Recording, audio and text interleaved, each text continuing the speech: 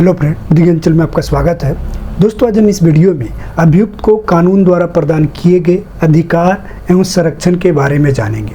दोस्तों, हर एक अपराधी व्यक्ति को जब किसी भी अपराध में जब उसको अपराधी बनाया जाता है तो अपनी निर्दोषता साबित करने के लिए उसको कुछ अधिकार संरक्षण दिए गए। ये जो अधिकार और संरक्षण है, इसके बारे में इस वीडियो में हम बहुत ही सरल शब्दों में और बहुत ही आसानी से समझने वाले हैं। दोस्तों, आप लोग जुड़े रहिएगा और इस वीडियो को अंत तक जरूर सुनिएगा। दोस्तों, ये वीडियो जो है जो लॉ स्टूडेंट हैं उनके लिए भी महत्वपूर्ण है और जो आम नागरिक है कानून की जानकारी रखना जरूरत पड़ जाती है और हर एक व्यक्ति को कानून की जानकारी रखना चाहिए।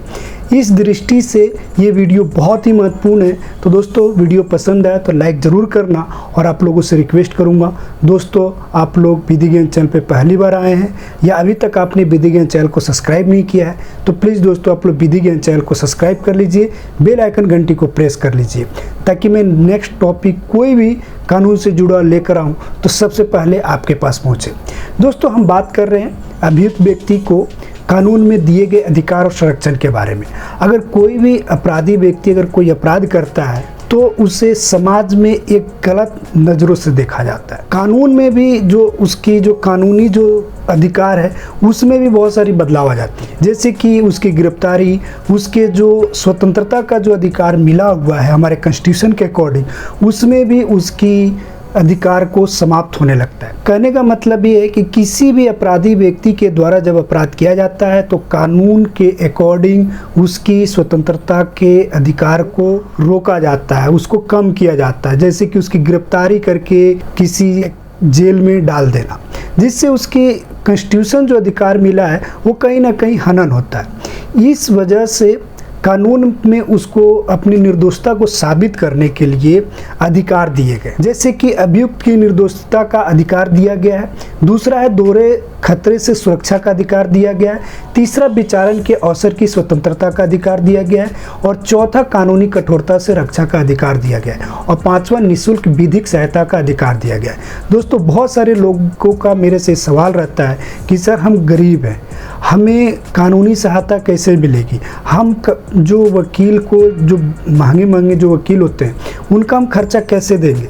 तो जो मेरा पांचवा जो विधिक सहायता का अधिकार, ये आपके लिए बहुत इंपॉर्टेंट होने वाली है, आप इस वीडियो को अंत तक जरूर सुनना। दोस्तों, तो आइए हम सबसे पहले अभियुक्त को निर्दोषिता का अधिकार। हमारे कानून में एक बहुत ही सिंपल वर्ड कहा गया है, यानी साधारण शब्दों में अगर हम कहें तो किसी भी व्यक्ति को जब तक उसके खिलाफ अपराध को साबित नहीं कर दिया जाता तब तक उसे निर्दोष समझा जाता है। आप बहुत सारे फिल्मों में या बहुत सारे ऐसे डायलॉग सुने भी होंगे कि हमारे क्लाइंट के खिलाफ अभी तक कोई अपराध साबित नहीं हुआ है, इसलिए इसको अपराधी नहीं कहा जा सकता, ये अभी निर्दोष है। तो यही जो बात है ना कि अभियुक्त को निर्दोषिता का अधिकार दिया गया है, यानी कहने का मतलब है कि जो अभियोजन पक्ष है, जो पीड़ित पक्षकार है, वह सारी जो प्रॉब्लम है, सारी उसके साथ जो घटना हुई है, वो सारी घटना को जब तक कोर्ट में साबित नहीं कर देता, कोर्ट में वो सारी सबूत कोर्ट में नहीं दिखा देता, कोर्ट उसको जब तक नहीं समझ लेती कि हाँ ये व्यक्ति ये अपराध किया है, तब तक उसको निर्दोष समझा जाएगा। मैं आपको बता दूं कि बहुत सारे केसों में आपने देखा होगा कि ट्रायल चलता है, बहस चलता है, गवाही चलती है और एक डेट निर्धारित होता है कि उस डेट को कोर्ट अपना फैसला सुनाता है कि हाँ ये व्यक्ति इस केस में अपराधी है या नहीं है। एक डेट में वो बताता है, मजिस्ट्रेट अपनी ये बातें बताता है और नेक्स्ट डेट में उसकी सज़ा सुनाई जाती है। तो यही कहने का मतलब है कि जो ये सारी ट्रायल होती है, उस ट्रायल में अभियोजन पक्ष जो पीड़ित पक्ष है उसको अपने जो हुए अपराध है उसकी सारी सबूत, उसकी सारी बातें जब तक वह कोर्ट में साबित नहीं कर देता तब तक वह अभियुक्त व्यक्ति निर्दोष समझा जाएगा। अब मैं आपको बता दूं कि इंडियन एविडेंस एक्ट में सेक्शन 105 है जो यह कहता है कि burden of proving that case of accuse come with an exception.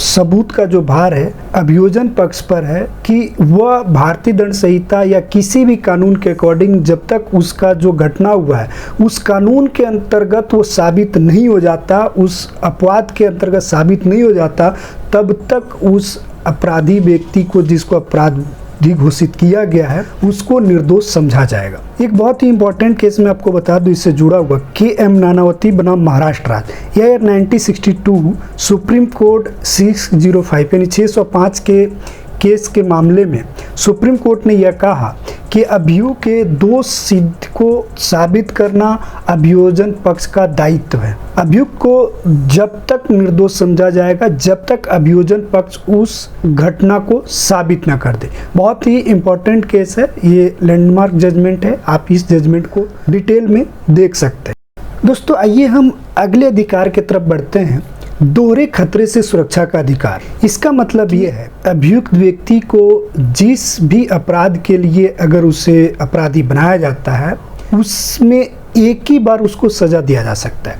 उसको ये नहीं कि उस अपराध के लिए उसको बार बार उसको सजा दी जाती है, यानी एक FIR आज एक दर्ज करा दिया जाए, एक FIR 2 महीने बाद दर्ज करा दिया जाए, एक FIR 6 महीने बाद दर्ज करा दिया जाए, यानी एक ही अपराध को कितनों ही बार, अनगिनत बार उसको, या 2 से 4 बार 5 बार, कितनी बार उसका FIR दर्ज करा दिया जाए और उसका ट्रायल हर एक केस का अलग अलग ट्रायल करके उसको हर एक केस में अगर उसको सज़ा दी जाती है तो यह कानून के अकॉर्डिंग सही नहीं है। कहने का मतलब यही है कि किसी भी अपराधी व्यक्ति को एक बार अगर जो अपराध किया है उसमें एक ही बार उसको सज़ा दिया जा सकता है, एक ही बार उसको निर्दोष या उसको साबित किया जा सकता है कि वह यह अपराध किया है, नहीं कि बार बार उसको FIR दर्ज करा के या बार बार उसको यह बोला जाए कि उसने यह अपराध किया है।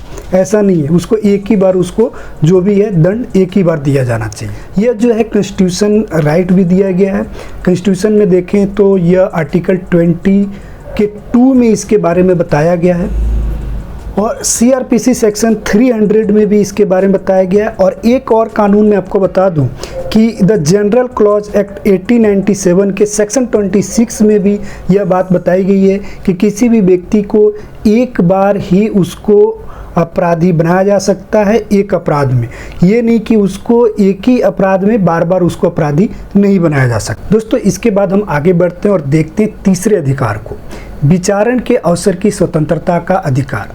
विचारण का मतलब है ट्रायल, यानी कहने का मतलब है कि किसी व्यक्ति को बिना ट्रायल के, बिना उसको अवसर दिए हुए कभी भी उसको दोष सिद्ध नहीं किया जा सकता।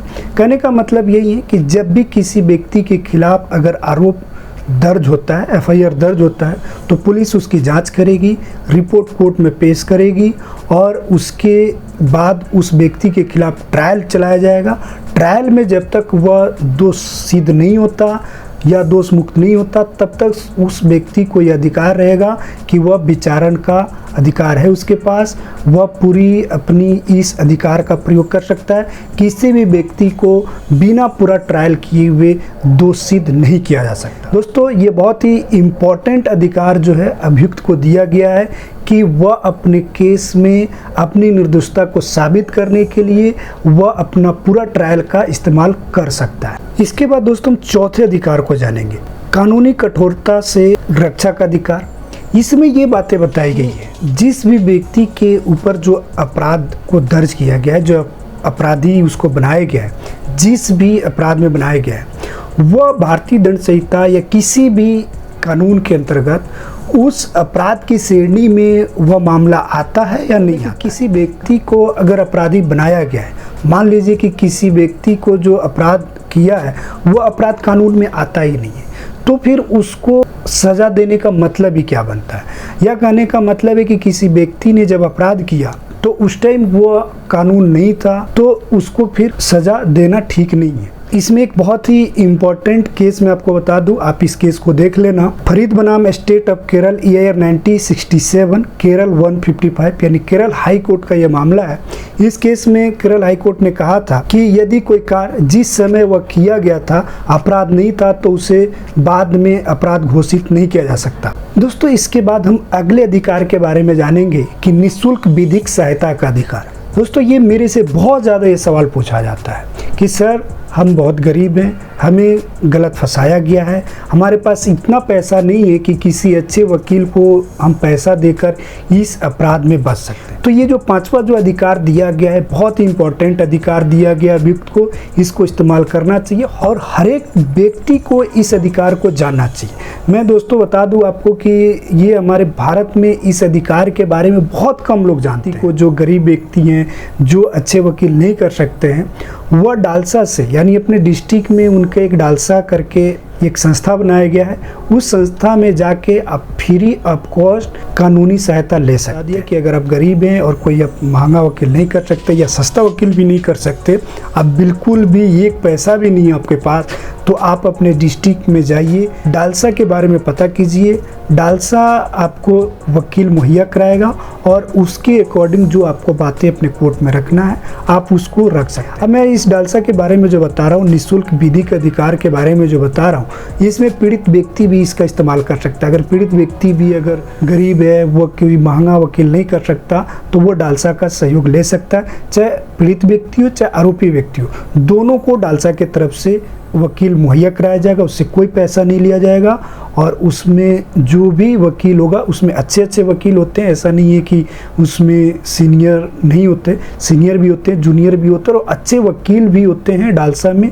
और आपके जो केस होता है उसके अकॉर्डिंग आपके लिए वकील का मुहैया कराया जाता है। तो पीड़ित व्यक्ति हो या अपराधी व्यक्ति हो, वो डालसा से जाके या अपने डिस्ट्रिक्ट के कोर्ट में जाके आप पता कर सकते हैं कि निःशुल्क सहायता के लिए कौन सी संस्था है, वहाँ पे आपको बता दिया जाएगा, आपको समझाया भी जाएगा, लोग आपको ज़रूर भी गाइड करेंगे, आप उसका बारे में जाके पता कर सकते हैं। मुझे जहाँ तक नॉलेज है कि हर एक डिस्ट्रिक्ट कोर्ट में पूरे भारत में इस तरह का सहायता दिया जा रहा है और लोग इस तरीके का सहायता ले भी रहे हैं। कुछ लोगों का नॉलेज नहीं है, तो जिनको भी ये जानकारी नहीं है, अगर आपको ये पहली बार सुन रहे हैं तो आप भी जानिए और अपने आसपास में भी इस बारे में बताइए कि एक संस्था है जो कि निःशुल्क सहायता प्रदान करता है। आप डिस्ट्रिक्ट में जाके इसके बारे में पता कर सकते हैं। तो दोस्तों, आपको ये वीडियो कैसा लगा, प्लीज़ दोस्तों आप लोग कमेंट करके ज़रूर बताना। वीडियो पसंद आई है तो लाइक कर देना। कमेंट करके अगर कोई बातें आपको पूछना है तो कमेंट करके पूछ भी सकते हैं।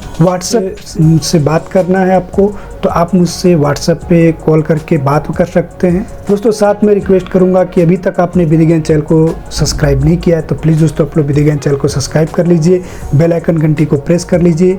नेक्स्ट टॉपिक नई धाराओं के साथ बहुत जल्द मिलूंगा। आपको मेरी इस वीडियो सुनने के लिए बहुत बहुत धन्यवाद। Thank you.